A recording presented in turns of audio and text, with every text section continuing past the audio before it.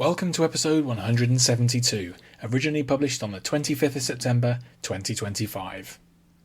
In one of his most laughable pronouncements, which is saying something, Sam Altman recently suggested that, quote, maybe we build a big Dyson sphere around the solar system and say, hey, it actually makes no sense to put these on Earth.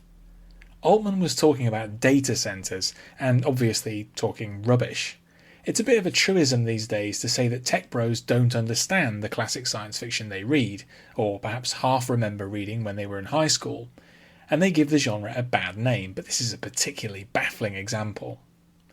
Leaving Altman's fever dreams to one side, this episode is about a notable trilogy dealing with that fantastical, wonderful concept, the Dyson sphere.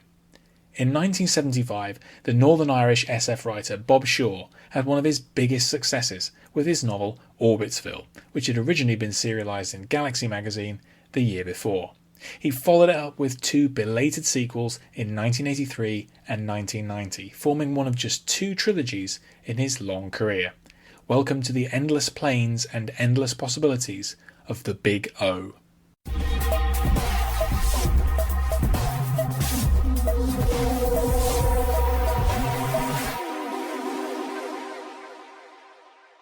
Like many other science fiction writers of his generation, Bob Shaw, who lived from 1931 to 1996, tended to focus on one-off novels and seldom published series. However, there are notable exceptions in his work. The first of these is the Orbitsville trilogy, published intermittently over the long period from 1975 to 1990. These are some of the most notable examples of the concept of the macrostructure in SF. Set in the far future, the novels detail the discovery of a Dyson sphere in a distant star system with a surface area equivalent to many millions of Earths. The sudden availability to humankind of almost incalculable, functionally infinite amounts of living space is the dominant novum of the Orbitsville trilogy.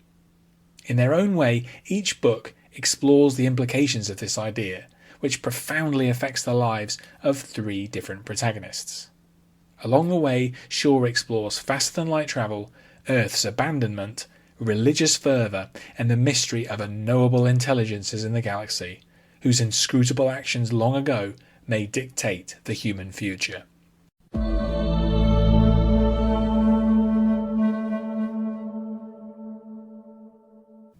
Firstly, Orbitsville, published in 1975. This novel was something of a landmark for Shaw. Published in the year he became a full-time professional writer, it also earned him the BSFA Award for Best Novel for the first time. He'd win it again for another trilogy starter, The Ragged Astronauts, in 1986. Orbitsville is a fast-moving survival adventure which begins, ominously enough, with the death of a child. In the far future, Vance Garamond is captain of the Bissendorf, a starship capable of travelling many multiples of the speed of light. When the story opens, he's been called to Iceland, which has become the headquarters of the Starflight Agency. While waiting to see Elizabeth Lindstrom, the immensely powerful tyrant of this institution, he's left to care for her young son. The son, Harold, recklessly climbs a tall statue and then falls to his death before Garamond can react.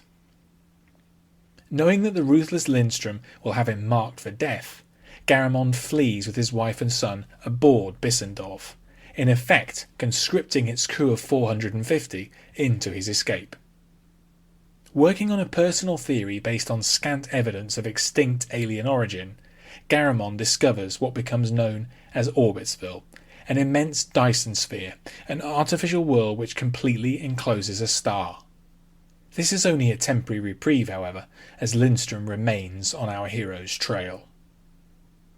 Like Larry Niven's Ringworld from 1970 and Arthur C. Clarke's Rendezvous with Rama from 1973, both multi-award winners, Orbitsville is a classic example of a novel centred on a mysterious alien macrostructure. Shaw does not deliver Niven's memorable characters, nor conjure a sense of wonder on Clarke's level, but he does craft a more engaging plot than either. Orbitsville is first and foremost an exciting yarn, pacey and inventive. While the plot takes some satisfying twists, its climax is both abrupt and rather convenient. Also convenient is Shaw's sidestepping of Einsteinian physics. Early on it's stated that a faster-than-light vessel creates and surrounds itself with a portable pocket universe. This negates entirely the issue of time dilation, which is greatly helpful for Shaw's plotting.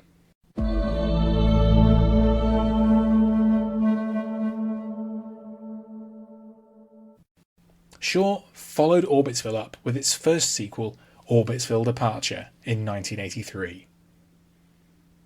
This novel, which was not serialised but rather published in full initially, was Shaw's first ever sequel. Arriving 8 years after its predecessor, it sees Shaw ring the changes in numerous ways. Orbitsville Departure is exactly that, a departure. While the original was chiefly a survival story, this is more of an SF thriller with a metaphysical angle. Strikingly, the novel opens in 2293, nearly 200 years after Vance Garamond and his crew discovered Orbitsville. In the intervening time, the macrostructure has become the dominant centre of human life, and Earth is increasingly depopulated. Surprisingly, it's on this decaying homeworld that Shaw sets his sequel. Only a tiny fraction is set on Orbitsville, likely under 5%. Gary Dallon is an officer of the Deregistration Bureau, responsible for overseeing the closure of derelict Earth cities. He is, as he often reminds people, not a policeman. He has just literally defused an attempted terrorist attack when he receives terrible news. His wife and young son have had their personalities wiped with a black market weapon inside a municipal building across town. Dallon sets out to hunt the guilty party, a drug-addicted bureaucrat out to cover up his financial crimes. Along the way, Dallon encounters a religious scientific sect seeking life after death, rogue independents living in officially abandoned cities, and a boorish botanist planning a return to Orbitsville. Meanwhile, light years away, the macrostructure is showing signs of undergoing an ominous change. Orbitsville Departure is a fairly bold move on Shaw's part, a sequel which breaks decisively from the original. Not all aspects of it work. Dallon essentially just overhears who shot his family, so the novel doesn't satisfy as a mystery. Shaw does little with potentially interesting ideas like the independents, which are used only to propel the plot. Ultimately, though, the novel's freshness and Shaw's easygoing prose gets it over the line. Interestingly, the metaphysical aspect of the novel, which becomes more prominent in its climactic conceptual breakthrough, recalls Shaw's earlier book, The Palace of Eternity, published in 1969.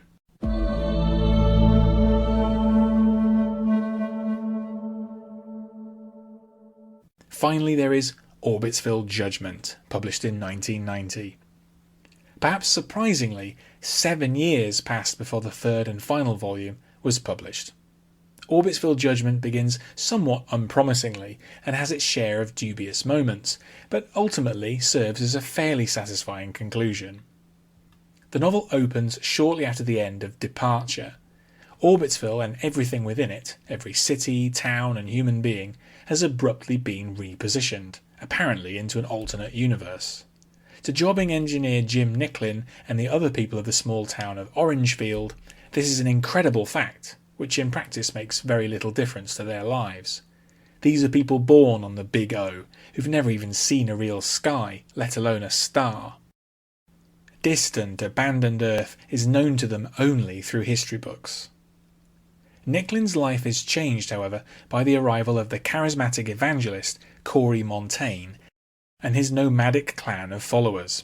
They believe that Orbitsville is a tool of the devil, a cosmic trap designed to ensnare humankind for some terrible purpose. Nicklin is not susceptible to Montaigne's theology, but falls readily for another trap, seduction by the preacher's follower, Dania Farthing. Soon the naive Nicklin is bankrupted, all of his money sucked into Montaigne's effort to acquire a starship and escape Orbitsville for good. Nicklin at first plans to leave the religious caravan and start his life over again, but ultimately decides to stay on, if only to exact revenge against Dania. In time, it becomes clear that while it may not be the devil's work, Orbitsville has still more transformations to come, with profound implications for humankind. Orbitsville Judgement has a shaky start, rooted in the rather banal location of Orangefield and dominated by the unlikable figure of Jim Nicklin, who often comes across as a cynical, misogynist bore. Gradually, however, Shaw spins a fairly interesting tale, albeit one which lacks the urgency of the first 2 volumes. Again echoing the Palace of Eternity, the finale evokes vast cosmic forces to quite powerful effect.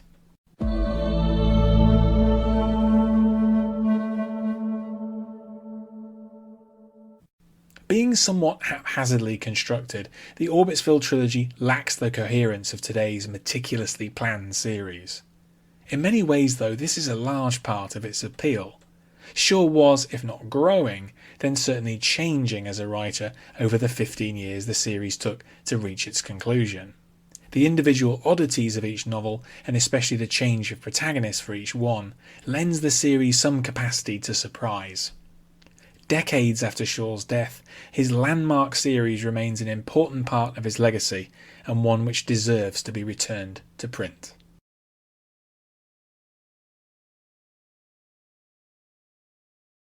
Thanks for listening. For more classic science fiction reviews, visit andyjohnson.xyz. You can also find the show on YouTube and follow updates on Blue Sky. In both cases, just search Classic SF with Andy Johnson. Finally, to get in touch, use the contact form on my site or hit the link in the episode description to send a text message.